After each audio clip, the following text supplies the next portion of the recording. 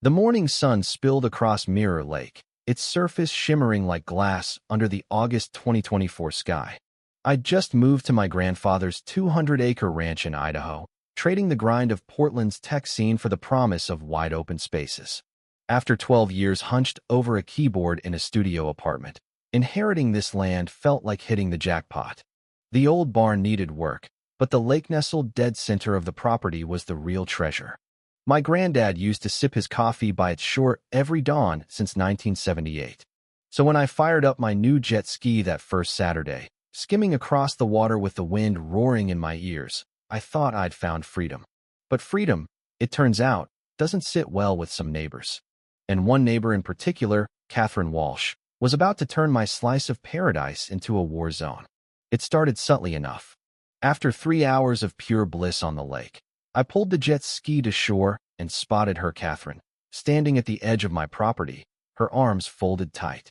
She was mid-40s, with a crisp ponytail and a sweater that screamed, "I run things." She waved me over with a smile that felt more like a warning.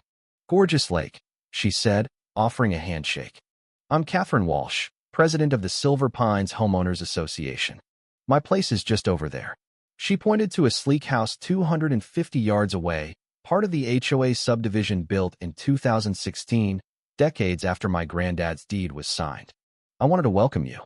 We've got some community rules about noise, especially on weekends. Sound travels over water, you know." My jaw tightened, but I kept it friendly.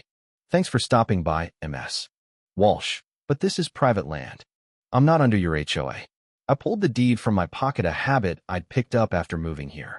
"This lake's been ours since 1978, long before your neighborhood existed." Her smile flickered, and something sharp flashed in her eyes, anger, maybe, or obsession. "Of course," she said, her voice syrupy. "But we're all neighbors, right? We should keep the peace." I showed her the deed, emphasizing my rights, and watched her mask slip further. "I just thought you'd want to be considerate," she snapped before stalking back to her house. That night, as I took a final lap on the jet ski under a starlit sky, I caught her silhouette in her window, binoculars gleaming. The nice neighbor act was gone, and I knew trouble was coming. Monday brought a bombshell in my mailbox, a 4-page letter on Silver Pines HOA letterhead, penned in Catherine's precise handwriting. It accused me of disrupting community tranquility and demanded I halt all motorized disturbances or face legal repercussions. She'd even stamped it with a fake seal, like she was running a government. The nerve was unreal. I needed perspective, so I drove to see Martha Reynolds, a sharp-witted farmer in her 60s who'd lived nearby for 30 years. Over lemonade, Martha sighed at the letter. "Catherine's been a nightmare since she became HOA president 4 years ago," she said. "She's driven out 3 families with her complaint skids, bikes, porch lights, you name it. Lost her job at the city planner's office after some blow-up, and now the HOA's her empire." Martha's story clicked with what I'd sensed. Catherine wasn't just annoyed, she was fixated on controlling my lake. Later, I dug into public records and found she'd tried to buy a chunk of it in 2017, only to be shot down by my granddad. This was personal. Tuesday, I hit the lake again, half for fun, half to stand my ground. Sure enough, there was Catherine, standing on her lawn with a notepad and what looked like a sound meter, scribbling like a detective. I waved, grinning, and she glared, her pen moving faster. That evening, I got a voicemail from the county about noise violations at my address. Catherine was already pulling in officials, but the clerks sounded skeptical, confirming I had full rights on private property. Wednesday, I turned the tables. Online research revealed Catherine's trail of chaos: 8 neighbor disputes, including a lawsuit over a family's disruptive swing set. She was a control freak with a vendetta. That night, as I grilled burgers on my deck, I spotted her setting up a tripod and camera aimed at my lake. It was creepy. She was treating my land like a crime scene. I marched over to talk. "Catherine, this has to stop. Can we work this out?" She barely looked up. "I'm documenting violations of community standards," she said, her voice cold. I offered to limit jet ski use to weekends, but she cut me off. "That lake should be silent. It's a natural resource, not your playground." It wasn't about noise. She wanted my land under her thumb. I walked away, her shout echoing. "You'll regret this." Thursday morning, Sirens jolted me awake. A sheriff's car tore down my driveway, and Deputy Michael Hayes stepped out, looking weary. Mr. Bennett, we got a report of threats. Ms. Walsh says you confronted her last night and got aggressive. My stomach sank. Catherine had twisted our talk into a lie. I showed Deputy Hayes my deed and a log of her harassment letters, photos, calls. He reviewed it, his brow furrowing. She's filed 5 false reports about your lake in 3 weeks, he said. This is private property. Her claims don't hold up. But false reports? That's a misdemeanor. Keep recording her antics. Friday I went big. I built a massive sign. Mirror Lake, private property, no HOA authority.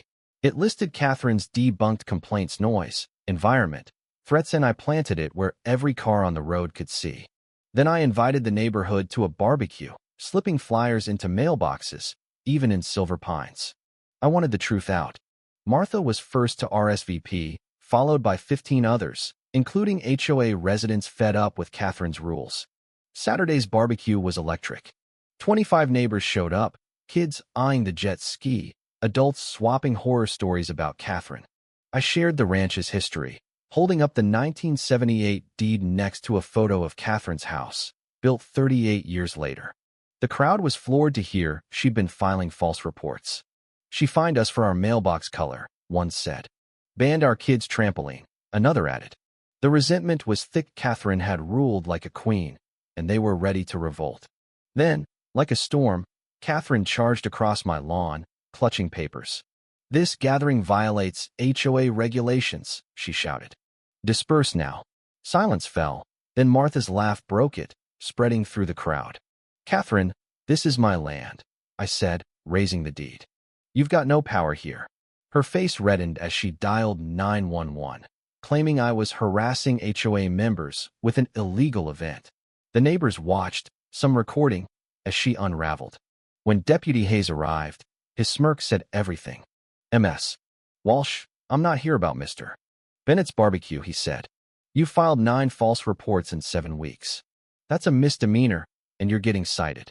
He listed her lies, fake noise issues, baseless environmental claims, invented threats while the crowd hung on every word. You've been calling us about a guy using his own lake, he said, chuckling. This land's been his since 1978. Your house wasn't even built. The neighbors erupted in laughter, and Catherine's bravado collapsed. Deputy Hayes handed her a citation $500 per report, with a warning of jail time for more. You're barred from contacting Mr. Bennett or stepping on his property, he added. As he left, he pulled me aside. This case is gold at the station, he grinned. 9 years on the job, and I've never seen someone try so hard to get in trouble over nothing. You played it perfect, let her sink herself. Catherine's reign crumbled fast. The next week, she was voted out as HOA president, replaced by Martha, who axed her absurd rules. Within a month, Catherine's house was for sale, her tyranny over. My lake became a community gem. Kids swam, families fished, all through mutual respect, not HOA control. Deputy Hayes still waves when he drives by, no doubt retelling the tale of the woman who tried to own a lake that was never hers. But here's the real question, folks. Did I go too far with that sign and barbecue, publicly calling Catherine out? Or was it the only way to stop a bully? Was Catherine a villain abusing her power, or just a desperate woman clinging to control? And what about HOA? They a community asset or a license for petty dictators? What would you have done if someone tried to steal your rights? Drop your take below, smash that like button, and subscribe for more wild stories. Let's get this debate rolling.